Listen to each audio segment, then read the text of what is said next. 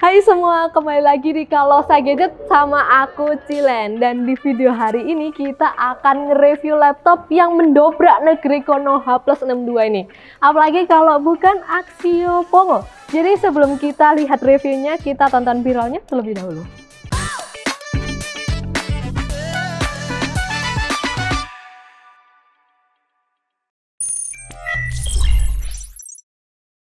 Axio Pongo 3, detail speknya ada di sini, boleh di pause aja untuk baca detailnya. Dan iya, yang kita lihat sekarang itu Pongo 3 karena dia ini pakai yang i3 10100 yang RAM-nya itu 16GB DDR4 dan juga SSD-nya 512GB.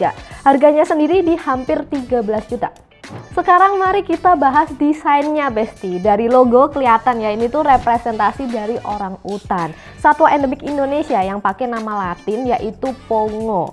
Makanya dia ini ya dikasih nama Pongo gitu ya, karena juga mau merepresentasikan laptop yang gahar.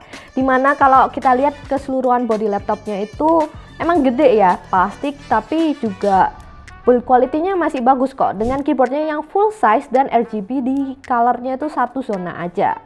Dan satu hal menarik lainnya, sistem baterainya ini bisa lepas pasang. Jadi memang sistem klasik dimana yang kita udah lama nggak pernah temukan di laptop zaman sekarang. And fun fact juga, pabrikannya ini tuh dari Clevo. Jadi Clevo itu pabrik manufaktur dari Taiwan yang udah ada sejak tahun 1983, jadi udah lama ya. Dan dipercaya untuk jadi penjahit bajunya gitulah. Nah, untuk ukurannya sendiri ada di 37,8, 26,7 dan 3 cm dengan beratnya di 2,7 kg. Untuk displaynya sekarang ini tuh ukurannya cukup gede, 16 inci dengan panelnya IPS 144Hz dengan 100% sRGB, anti glare juga. Jadi laptop gaming ini tuh kualitas layarnya udah di atas laptop gaming rata-rata pada umumnya yang nggak banyak kasih 100% sRGB, jadi nice one. Untuk portnya seperti footage berikut, dan karena bodinya cukup tebal jadi konektornya pun bisa macam-macam. Ada microphone jack, ada audio combo jack, dan juga ini kelihatan ya gaming parah sih ya. Dan bongkarannya seperti footage berikut. RAM-nya 16GB DDR4, SODIMM juga, dan karena dia ini Pongo 3, RAM-nya itu cuma cocok dengan yang DDR4 karena masih Gen 10. Tapi tenang, masih upgradable up to 64GB kalau klaimnya dari Axio, dengan SSD-nya M.2 512GB yang bisa di-upgrade juga. Nambah PCIe atau SSD 2,5 inci yang kecepatan read dan write-nya setara di 2000-an.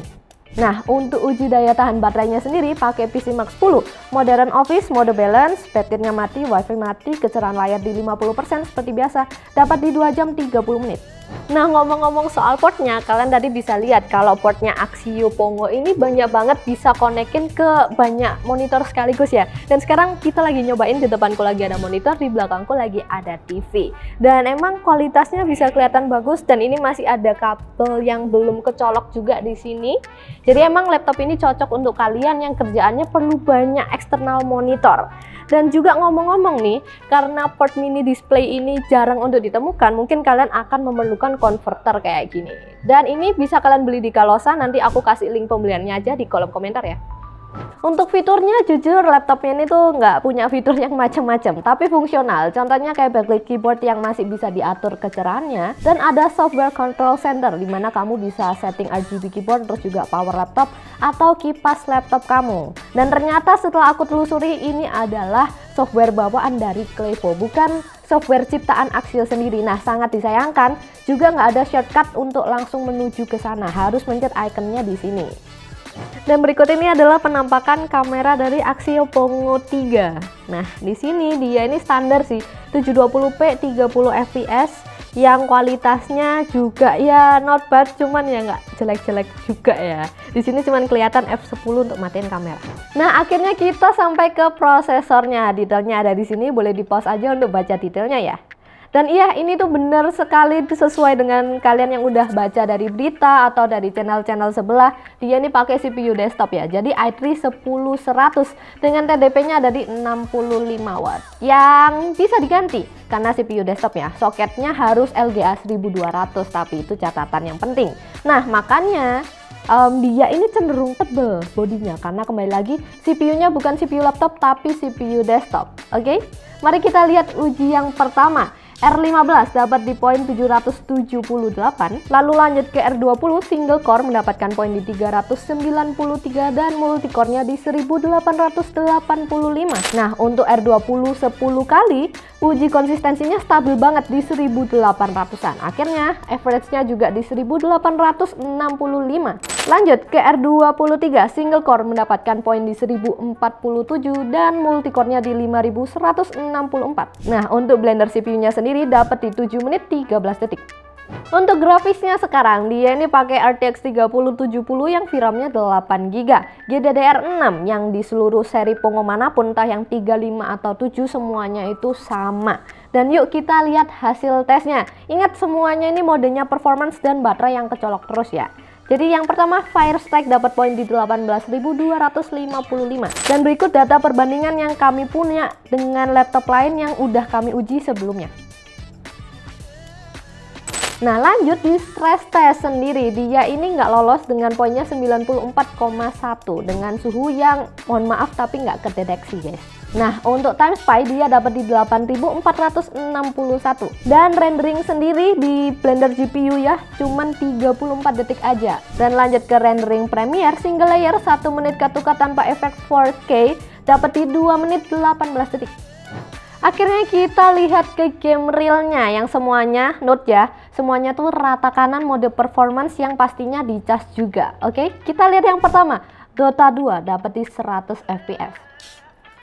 Game yang kedua ada CSGO dapat di 100 sampai 140 fps.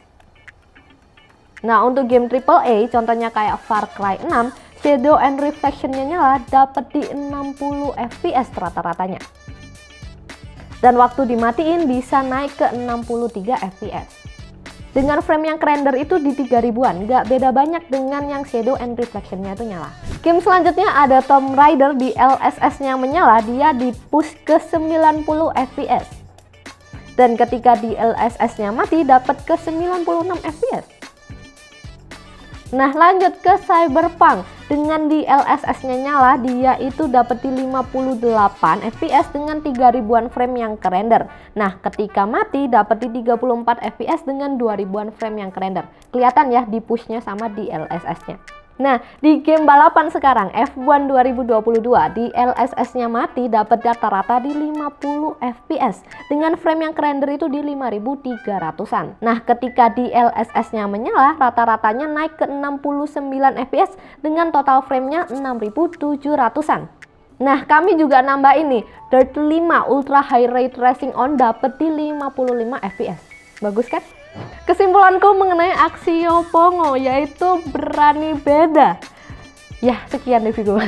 Enggak ya, tapi emang bener ini tuh laptop brand lokal yang bener-bener mendobrak pasar Indonesia.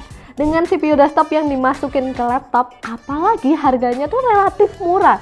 RTX 3070 kalian bisa dapatkan di 12-an juta besar, dimana brand lain itu kalau kalian cek di 20-an juta baru dapat. Nah, terus hebatnya lagi, opsi upgrade sana sini yang lega banget, bahkan bisa upgrade CPU-nya ya karena CPU-nya CPU desktop ya. Ya intinya heran banget sih waktu aku lihat dia ini pertama kali launching. Ternyata laptop itu bisa di package seperti ini. Sekali lagi hebat yang lain ya, Axio ini bisa deal sama Clevo untuk produksi Axio Pongo. Jadi dari segi produksinya meskipun mungkin ya dari bahan plastik, dia ini bukan plastik yang kaleng-kaleng, dia ini firm banget dan sesimpel ya, contoh kayak keyboardnya. Ini tuh enak banget loh typing feel-nya, di atas ekspektasi aku. Dan di Pongo 3 sendiri aku bisa rekomendasikan ke teman-teman yang ya gaming on budget ya, dengan keperluan yang memang condong ke grafisnya. Dan mungkin di sini ada teman-teman yang mungkin sudah punya ya Axio Pongo, bisa sharing di komen pengalaman kalian gimana. Dan untuk skor akhirnya kami bisa kasih desain itu 7, displaynya 7, fiturnya 7, performance-nya 8,5 dengan baterainya di 6,5.